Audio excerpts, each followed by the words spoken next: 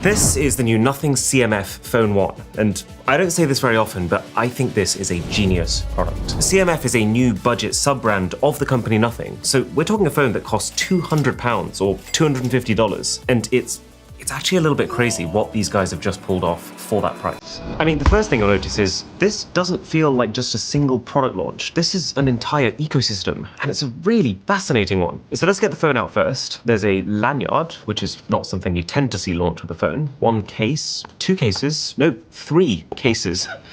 A card wallet, I guess that's for the back of the phone. There's a stand, the Buds Pro 2, and then the Watch Pro 2.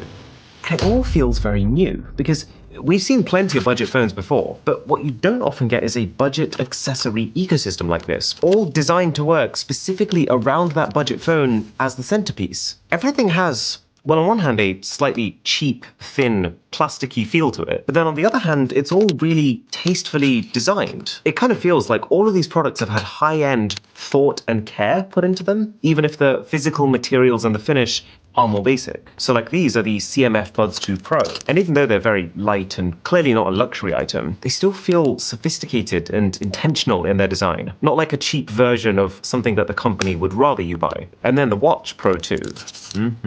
Yeah, it's slick, clean. You never want a watch to go too crazy on design, because then it won't match your outfits. So this feels like a pretty appropriate level to me. Right, let's get into this phone. It's a thin package, so we all know what that means. Okay, so the device is on top, and below that is a generic white USB-C to C cable, which you should be able to use to transfer everything from your old phone, and then an orange SIM ejector.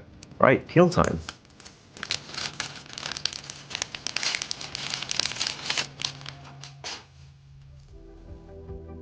And right off the bat, it's pretty clear that this is not your normal phone. And it's not just that it looks different, because you know these cases that I showed you?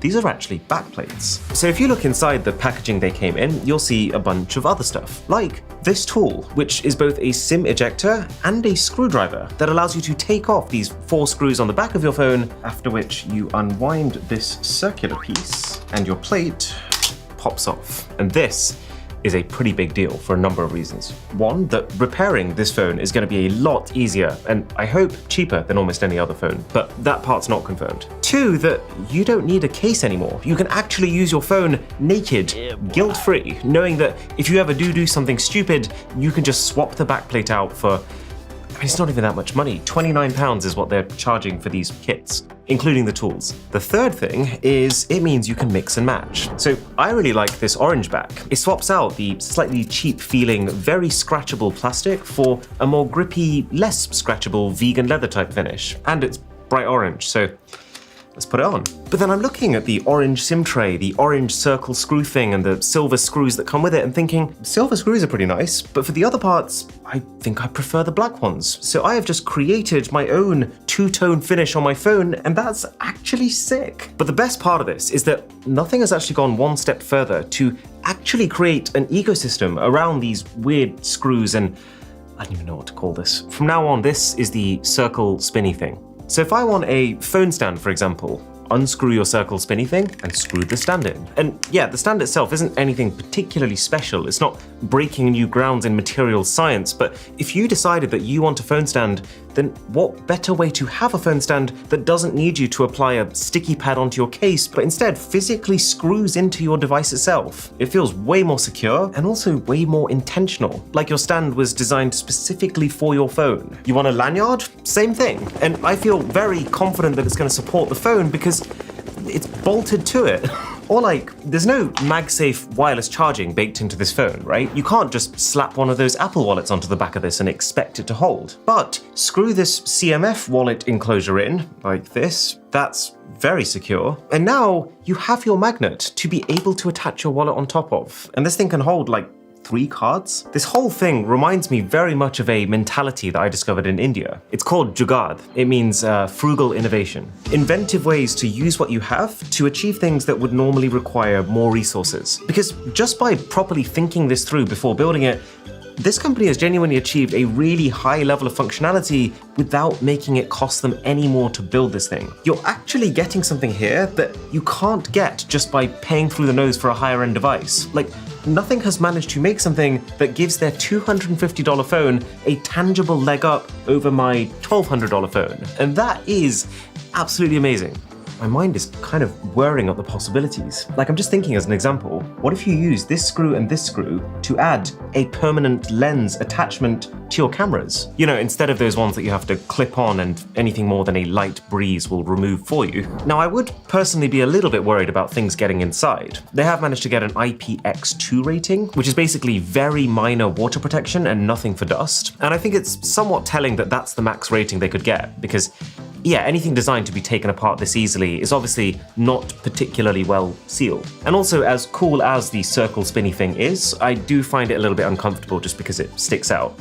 But let me be very clear, all in all for the price, this is one of the best designed phones I've ever seen, which I'm only half surprised by because the entire name of this sub-brand, CMF, very literally stands for colors, materials, and finish. It's actually the rest of the phone that surprised me more. So let's talk about it. If you're winning with design at $250, then where are you losing? Well, it's not the screen. This is a 120Hz adaptive AMOLED Full HD Plus display. It's very smooth, it's sharp, it's punchy. This thing can display HDR10 plus content, which is a luxury that you could only get by paying over $1,000 like literally 2 years ago. They've pre-installed a screen protector, which I always rate, and this right here is an in-display optical fingerprint scanner, which is, well, it's fine, it works.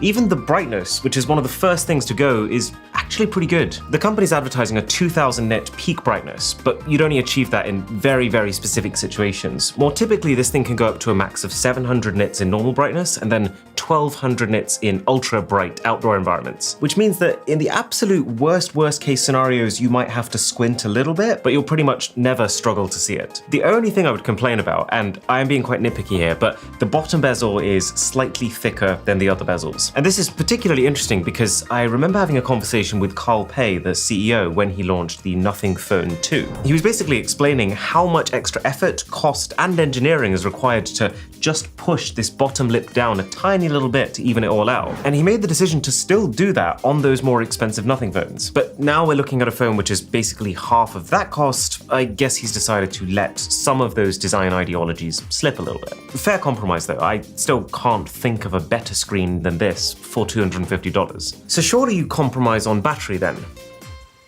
No. The phone has a 5000 mAh cell. The chip is actually based on the very efficient 4nm process. The software skin is very light, no thanks to the thousands of apps I've installed on top of it. And I also noticed they set the phone to dark mode by default with all black icons, which is good because this AMOLED display will turn off anywhere it's displaying black pixels, to the point where there is no doubt in my mind that I will be gracefully carried through the day by this thing. Like if I just pull up my battery settings now, it's saying I've had 4 hours of screen on time and I'm still on 60% battery. So I'm currently on track for this thing lasting 10 hours of screen on time on this charge, which, am I ever going to need more than that? Only weird thing is, even though the phone is stupidly easy to take apart, you still can't actually swap the battery out yourself if you decided that your existing one is getting old, which feels like a missed opportunity to me. And the charging situation is okay. There's no wireless charging, and the wired charging is up to a pretty mediocre 33 watts. But since you don't get the charging brick to achieve that wattage, I imagine most people will be operating under that. But the important thing is the battery life, and the battery life they have nailed. And you're not compromising with the software either. This phone runs Nothing OS 2.6 based on Android 14, and I love this software skin. It's light, it doesn't interfere too much with what stock Android already does well, but where it does, it's little thoughtful things to either make your phone more aesthetic or make it less distracting. There's an AI generator tool for wallpapers, which is quite limited in options. It would be nice if you could at least specify the color you wanted, but equally it does churn out reliably good results. They never seem to look too AI generated, if you know what I mean. And you're getting that with 2 years of major Android updates and 3 years of security updates, which is no doubt a big part of where money is saved compared to the more expensive Nothing Phone 2, for example. It's not a bad level of support, it's pretty standard at this tier. It's just, it's nothing spectacular.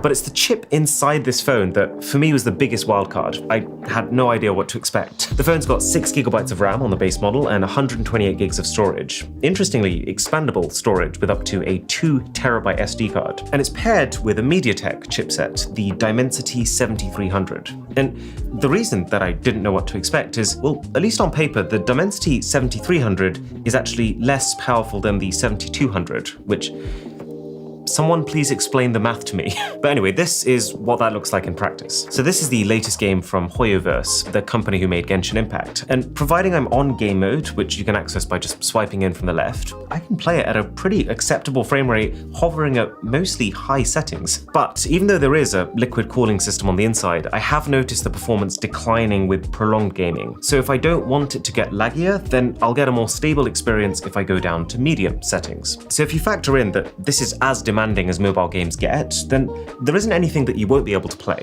but you will have to make noticeable compromises to how some games look. And on a day-to-day basis, it doesn't feel slow, but it also doesn't feel particularly fast. The phone is mostly smooth, with the occasional jitter every now and again, but the thing that I notice more is every time you click something, or open an app, or try to load something, it takes just a little bit of time. It's not like you're waiting around, but there's just a fraction of thinking time with each action. Would I have expected anything different for a phone at this price?